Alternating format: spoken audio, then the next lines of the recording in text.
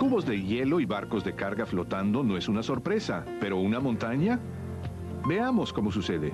Un objeto flota en otro por la diferencia de sus densidades. En el caso del cubo de hielo flotando, la diferencia en las densidades del hielo y del agua permite que el cubo de hielo flote. El cubo de hielo ejerce una fuerza hacia abajo en el agua y el agua ejerce una fuerza hacia arriba en el cubo de hielo. Lo mismo sucede en barcos de carga. Ellos flotan en el agua porque el aire que el casco circunda hace al barco menos denso que el agua. ¿Qué piensas que le sucede al barco si se le añade más carga?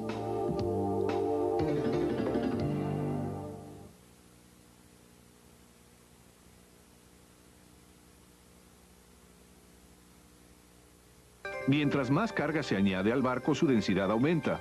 Si la densidad del barco llega a ser más grande que la densidad del agua, el barco se hundirá. Si la densidad del barco permanece menos que la densidad del agua, se alcanza un balance y el barco flota más abajo en el agua. Ahora de regreso a nuestra montaña. Debajo de la corteza de la Tierra está una capa llamada manto. Esta capa se extiende desde el fondo de la corteza hacia abajo unos 2.900 kilómetros al centro de la Tierra. El manto está hecho de roca fundida que fluye despacito, como melaza o chapopote caliente espeso. Como un barco de carga en el mar, la corteza menos densa flota en la roca fundida más densa del manto. Como el material de la corteza se mueve alrededor debido a las fuerzas climatológicas, erosión y deposición, la fuerza hacia abajo de la corteza en el manto está continuamente balanceada por la fuerza hacia arriba del manto de la corteza. El balance de estas dos fuerzas se llama isostasia.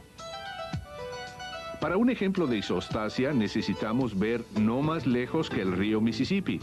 El poderoso río ha depositado millones de toneladas de lodo erosionado y curtido por la intemperie y partículas de arena al Golfo de México.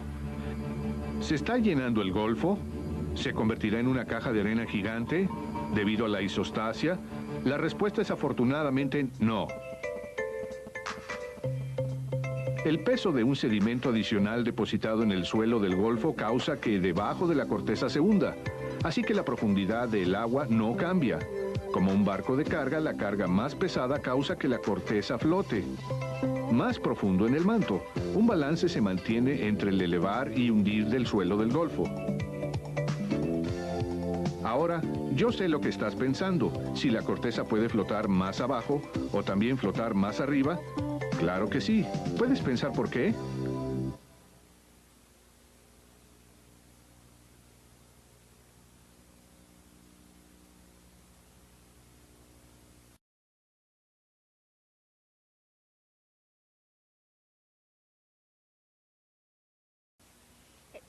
¿Qué es más ligero?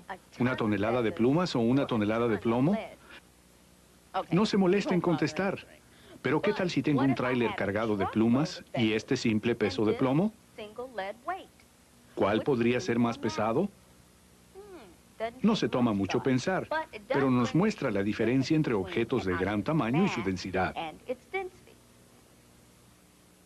¿Un litro de roble y un litro de plomo? El mismo volumen, pero el litro de roble es más ligero. El litro de plomo es, bueno, usted tiene la idea. Un litro de plomo tiene una masa de 11 kilogramos. Un litro de roble es solo 0.8 kilogramos. Así que podemos describir esto diciendo que el plomo es más denso que el roble. Dando volúmenes similares, en este caso un litro, el plomo es más pesado que el roble. ¿Estás conmigo? Entonces juguemos. Comparemos la densidad de estos 4 sólidos y estos 4 líquidos. Corcho, roble, ébano, una plomada, aceite vegetal, agua, tetracloruro de carbón y mercurio, el cual vacié.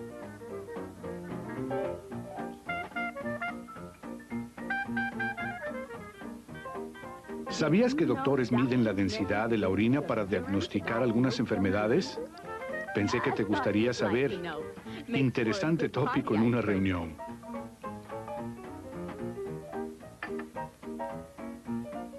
¿Qué tal este? Los mecánicos miden la densidad del fluido de la batería para checar la batería de los carros.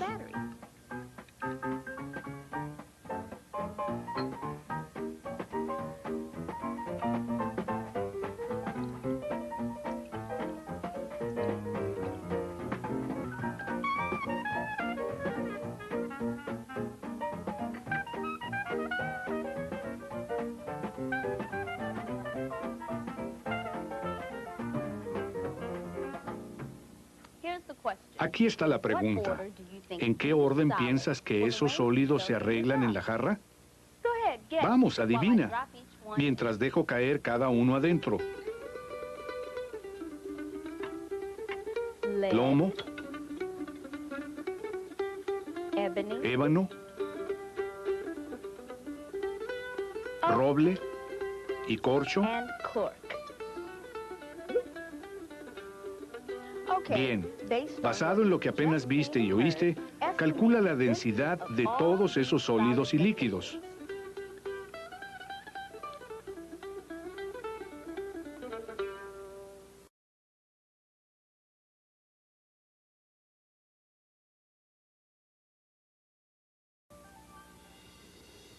Estás tarde, así que entras en la regadera con los ojos borrosos y abres la llave del agua. De pronto, como en una escena de la película de Alfred Hitchcock, sientes algo frío y lodoso en tus piernas. Luego, está en todos lados, atacando a tu cuerpo. Finalmente ajustas tus ojos y te das cuenta que la cortina de la regadera ha atacado otra vez. Es 1903. Dos hermanos dueños de una tienda de bicicletas en Kitty Hawk, Carolina del Norte, deciden interesarse en un pasatiempo nuevo, volar como pájaros. Orville y Wilbur Wright. Sí. En realidad, estas dos historias ilustran un principio desarrollado en el siglo XVIII por el científico suizo Daniel Bernoulli. De acuerdo con el principio de Bernoulli, la presión en una corriente de fluido en movimiento es menos que la presión en el fluido circundante. Veamos cómo el principio de Bernoulli se aplica al volar. Probablemente sabes que ningún objeto se mueve a menos que una fuerza se le aplique. Efectivamente, hay 4 fuerzas básicas que actúan en un aeroplano en vuelo. La gravedad, el cual jala al aeroplano hacia el suelo. Fuerza ascensional, el cual causa que el aeroplano suba. Fuerza propulsora, el cual causa que el aeroplano se mueva hacia adelante. Y resistencia al avance, la fuerza de fricción que actúa en contra del movimiento del aeroplano hacia adelante. Para que un aeroplano acelere hacia adelante, la fuerza propulsora debe ser mayor que la fuerza de resistencia al avance. Para acelerar hacia arriba, la fuerza ascensional debe ser mayor que la gravedad. Pero, ¿qué produce a las fuerzas subir y avanzar? La fuerza propulsora comienza aquí, con el combustible. El combustible del aeroplano es energía guardada llamada energía potencial química. Cuando el combustible es quemado, en el motor del aeroplano, cambia a energía calórica y luego a energía mecánica, el cual produce fuerza propulsora. Pero ¿qué hay acerca de la fuerza ascensional, la fuerza el cual supera la gravedad y permite a un aeroplano elevarse del suelo? Para contestar esto, considera cómo un aeroplano vuela en el aire. Aquí es donde el principio de Bernoulli entra. Observa lo que pasa cuando el aire entre estas bolas es puesto en movimiento.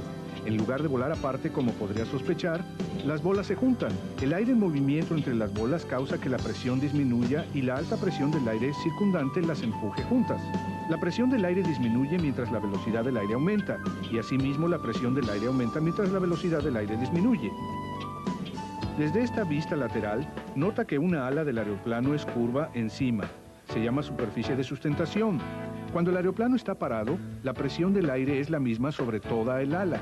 Pero cuando la fuerza propulsora se aplica y el ala se mueve hacia adelante, el aire fluye a través de la cubierta y la superficie inferior. La distancia del frente a detrás de lo largo de la superficie curva de encima es más grande que la distancia a través de la superficie inferior. Significa que el aire pasando sobre el ala tiene que moverse más lejos, en la misma cantidad de tiempo que el aire pasando debajo del ala. Como tiene que ir más lejos, el aire sobre el ala debe moverse más rápido que el aire debajo del ala. Recuerda, mientras la velocidad del aire aumenta, la presión del aire disminuye. Así, hay menos presión encima de esta ala que debajo. La diferencia entre la presión baja encima del ala y la presión alta debajo del ala crea una fuerza hacia arriba llamada fuerza ascensional. Mientras más grande la diferencia entre estas presiones, más grande la fuerza ascensional.